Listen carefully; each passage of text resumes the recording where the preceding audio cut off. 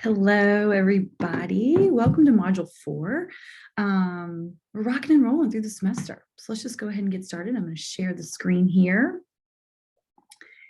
And we are talking about the creation and composition of therapy groups. We'll be skipping over just a little bit because some of it's just a little redundant, but it overlaps quite nicely. So the selecting clients and the composition of the group. So why group therapy? As we know, Yalom says it could be just as effective as individual therapy. He even says that it might even be just more. And so thinking back to the therapeutic factors, how are they different for group therapy versus individual therapy? Can we even complete or, let's see, experience all the therapeutic factors in individual therapy? What are your thoughts on that? So reasons for member selections. So Yalom maintains that if somebody is assigned to a group and it's not the right fit, they might not get the full benefits. Yalom says having the wrong mix can lead to the group being ineffective therapeutically, and that might be damaging. Criteria for exclusion. So, okay, ideally, do we get to choose our group members? Sometimes yes, sometimes no. We typically start with exclusion. Who would not work for the group? Who would not benefit? Who would just not be a good candidate for it? Maybe if they're in active crisis, this group can't accommodate that. So sometimes it's easier to determine why somebody wouldn't be a good fit versus why. So Yalom says clients might fail in group therapy, and fail meaning just an unsatisfactory experience. And that's not what we want, obviously, for group therapy. It's going to be uncomfortable at times, maybe even painful, maybe even triggering, but being made to be there or being in the wrong place or the wrong group could just have a lot of damage on the group as a whole, individual, the dynamic between the group therapist and the member. So primary desired traits that allow for work in the primary task. We would desirably love for individuals to self-disclose, look at their interpersonal behaviors and skills. We would love for them to be able to give and receive feedback. And again, maybe not in the midst of crisis, and also to show up, have good attendance. Premature termination from the group affects the client as well as the group as a whole. So the group has got to have stable membership to ensure proper group development. So understanding the reasons for dropping out of a group may provide information for excluding a particular member. So sometimes if we're rocking and rolling and we've been here 8 weeks and Professor Childers is super active in the group and all of a sudden she no longer is in the group, we might not know why. We might be given a reason, we might not. That could change the dynamics a little bit, threaten the cohesion, because now it looks different. She was a person that gave a lot of feedback and now she's not here. Who's going to step up? What's that going to look like? There's lots of different reasons that individuals might terminate. They might fear it being more emotionally damaging. Maybe they didn't get the orientation they needed. Maybe they worry about the former group they were in, there was subgrouping where people were getting together outside of the group. So we've got 10 members, and then every week, 4 of those members leave and go to lunch. They might have a closer connection. And this might be a reason that someone says, you know what, I don't belong in this group because they already know what's going on before the next week even takes place. I'm thinking of the emotional fear. For example, somebody that we have like say we have a group at our local cancer center institute, Cancer Research Institute, Sarah Cannon in Nashville. And it's for individuals who are suffering from cancer. We really want to know perhaps if it is those who are terminally ill and have chosen to go palliative care versus somebody who is going full on with treatment. They are doing the chemo and the radiation. That's going to look different. So sometimes individuals who are thinking about joining one of the support groups are like, where's everybody out in their journey? Because if everybody's talking about dying and I'm talking about living, we're on a different journey, and this could be really emotionally detrimental. External factors, just scheduling conflicts. Maybe somebody moves, maybe there's a lot of outside stress going on, and it just doesn't feel good to be in a group. And oftentimes, focusing on these external stressors is often a way for group members to avoid something that may be going on within the group. One thing, if we have the opportunity to screen for major life changes or things going on, it might help us know where the member is at with their commitment, and are they ready for this type of group? Again, I lead a supervision group on Monday, so it's myself and then 5 individuals who need supervision. And sometimes it's really hard to hear about what other therapists are going through with their clients. And then it can just get, that transference piece, like, oh my gosh, that reminds me of this. And could this happen to my kids? I know that it's really hard for me to hear about individuals who have lost a child. That, like, I probably would shut down. And that would be my fear of something bad happening, that kind of transference. And that's my biggest worry, right? So it would be really hard for me to be in some type of a group or even lead a group for individuals who've lost a child. Inclusion, criteria for inclusion, maybe motivation, maybe that installation of hope. The individual is hopeful that they're going to get something out of it. A little bit of altruism, what they put into it, they're going to get out of it. How the group members affect others in the group, and just the therapist's personal feelings towards the client. We don't have a choice sometimes, but if somebody does rub you the wrong way, you're thinking it's going to be really hard to manage that personality with these personalities. Who knows what that'll look like? Research on inclusion. Research has shown that the more the client expects therapy to be useful, the more useful it will be. Again, kind of like that, I'm hopeful.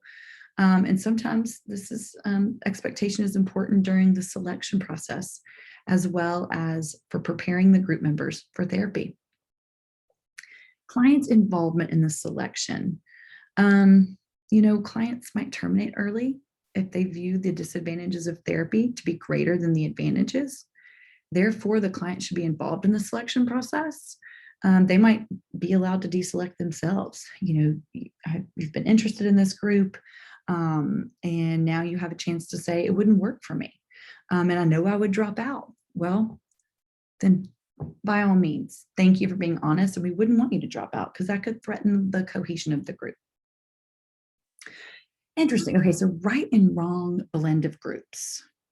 What is the ideal group?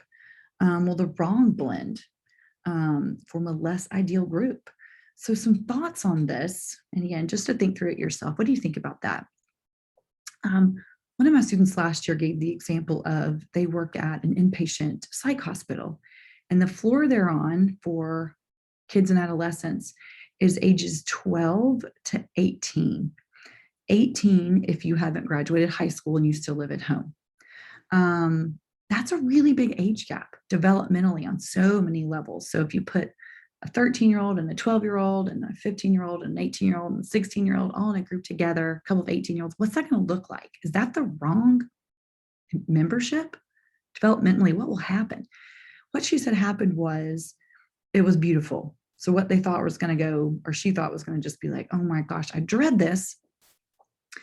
The older members kind of mentored the younger members. And again, we've got to set boundaries of, this person might discharge earlier. So you might not have that person in your group. So if you get too close, know that they might be leaving.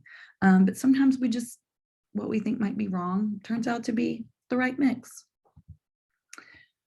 Pre-work, those assessments for group composition, maybe those diagnostic interviews, just any types of screening, any knowledge you might have for their previous group therapy experiences, and then just those interpersonal or personality traits.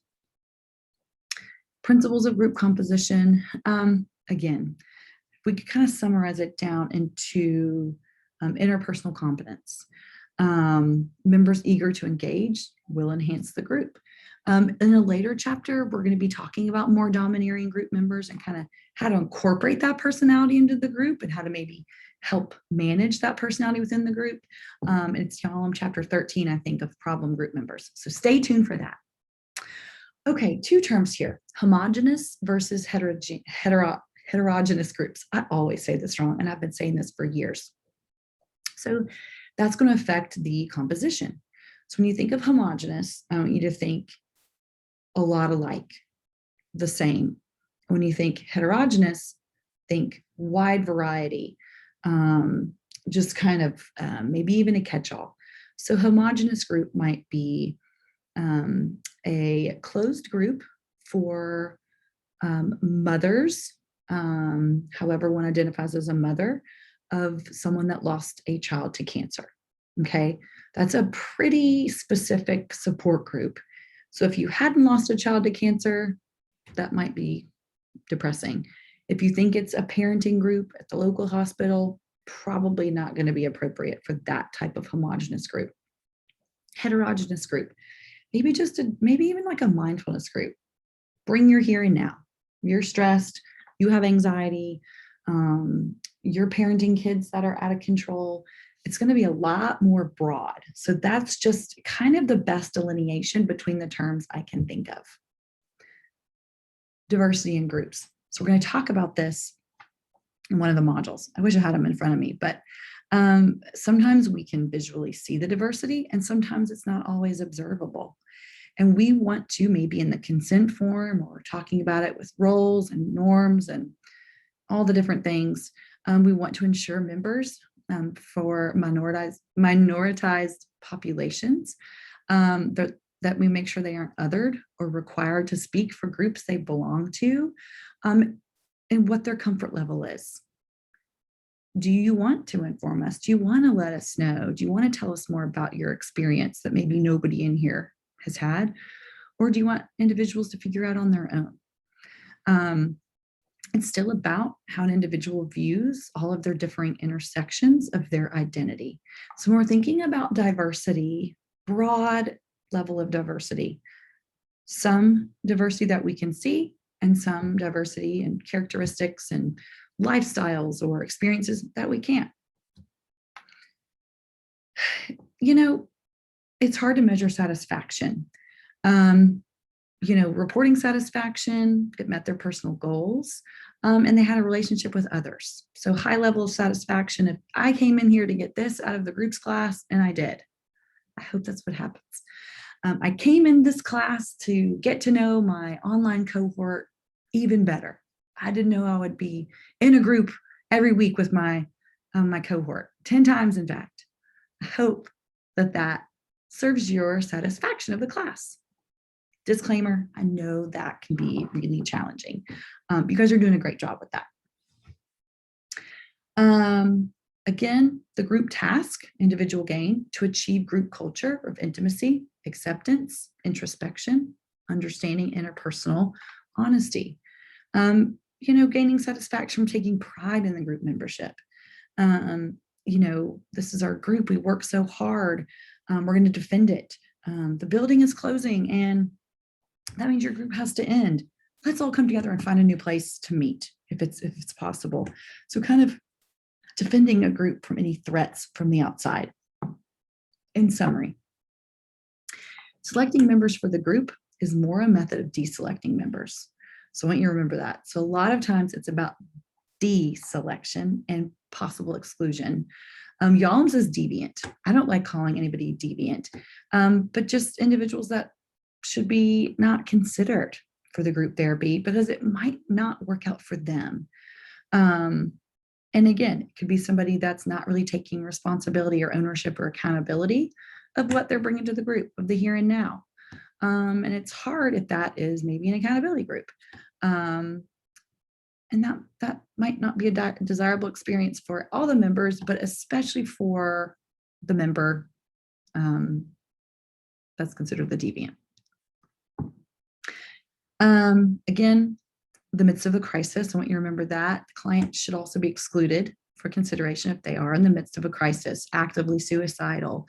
They're trying to maybe leave a highly volatile and violent domestic violence relationship, and being in this group could expose them to people that know them, and that crisis could get blown up or exposed.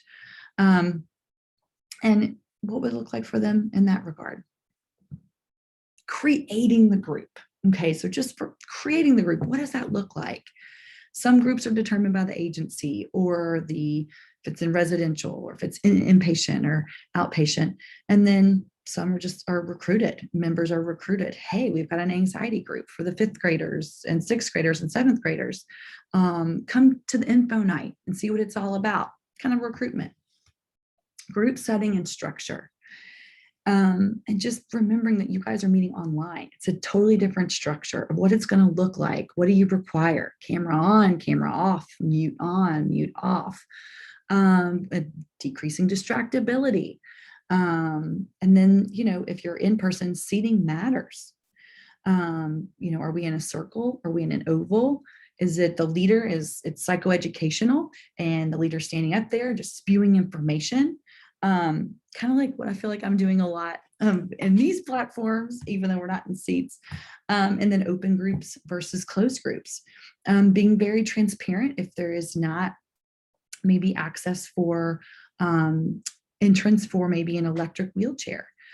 Being very transparent that the room is really, really cold. And so if you are someone that does not like the cold, doesn't feel comfortable, then perhaps that would not be a desirable place to sit for an hour and a half. Yalin says that ideally 7 to 8 group members that's a nice size of the group. Sometimes we don't have control over that. Sometimes it's 3 or 4 members, and that can be lovely. Sometimes it might be 20 members, just based on wherever we are, and we got to make the best of it. What is ideal? This is just going to depend, in my professional opinion, on maybe how long individuals could sit there without getting up and shaking off the wiggles. The frequency, how many times can we meet? Is it twice a week? Is it every other week? And then again, kind of that informing, okay, we're not meeting every week. Some people think, oh, we're going to be meeting every week. Not always. Weekly sessions are obviously ideal because it's going to just that connection. Every other week we might be trying to reestablish a rapport or cohesion, and it takes a little bit longer, versus every week, if we're there together every single week, the self-disclosure or vulnerability might come out a little sooner because we've gotten to know each other quicker. Okay, brief therapy group. What I want to touch on right here is insurance. What's better? 12 sessions, 16 to 25 sessions. Sometimes brief groups are not just abbreviated long-term groups. They have their own goals to be effective, and going to take a lot of flexibility. I want you to think about brief therapy sometimes takes place for insurance. They only cover 3 sessions. And so it's like, okay, in these 3 sessions, we've got to hit X, Y, and Z. We've got to cram 12 weeks of work into 3 sessions because that's all that insurance will pay for. Just some general principles of therapists, of brief group therapies. Again, kind of piggyback off chapter 8, just clarifying the goals, encouraging individuals or group members or clients to apply what they've learned in group to their situations outside of the group, if it's safe. I'm kind of thinking through what that looks like. Being flexible, being as prepared as we can down to the content and the selection. Those goals for those pre-group meetings. Again, this is on an ideal world that we can have a pre-group meeting, providing what it's going to look like if we have the opportunity. Any misconceptions or unrealistic fears, or maybe even unrealistic expectations. Like this is what we can expect. And hopefully it's a positive experience. Misconceptions about groups. One of the misconceptions is this is not going to be as effective as individual therapy. There could be no way. We know that's not true. Misconceptions about confidentiality. Who can I tell and what? No, this is what confidentiality looks like. This is how we maintain it. This is what we do. Common group problems. Maybe some goal incompatibility. Maybe high turnover. That can be very discouraging if people are dropping out every other week. And then again, subgrouping, that could be a problem. And that might be when we have a rule established. Hey, when we leave this group, let's not 5 people go out to lunch. Let's open it up to 10 people. Can we control that? No. Can we monitor that? No. But it might be that we just make a suggestion. The process of preparation, enlisting clients as informed allies. Hey, feel free to talk about your past experience and let everybody know you said it was satisfactory. Let everybody know that it was satisfactory. Offer guidelines about the duration of therapy. Just having a sense of faith and hope, and not in a spiritual way, in the group therapy, and setting ground rules around subgrouping and confidentiality. Confidentiality. What does this look like? Especially in a telehealth platform. How do we encourage somebody not to record it because it get posted? Although I feel like anything can be recorded these days. Inform everybody that this is when confidentiality will be broken. If you let me know that you want to hurt somebody else or yourself, I'm going to have to tell your parent or guardian or caregiver. If you tell me that somebody is hurting you physically, emotionally, or sexually, I'm going to have to report that to the Department of Children's Services. Ask your agency what the protocol is on all of this and just make sure it's very clear. Other approaches, if you can observe any training videos or videotapes of the meetings, go back and look at it. Personal training, if you have a way to get any type of personal professional training, obviously that might just help you feel less anxious. The advantages of pre-group preparation, members will have less anxiety. Maybe you'll have less anxiety.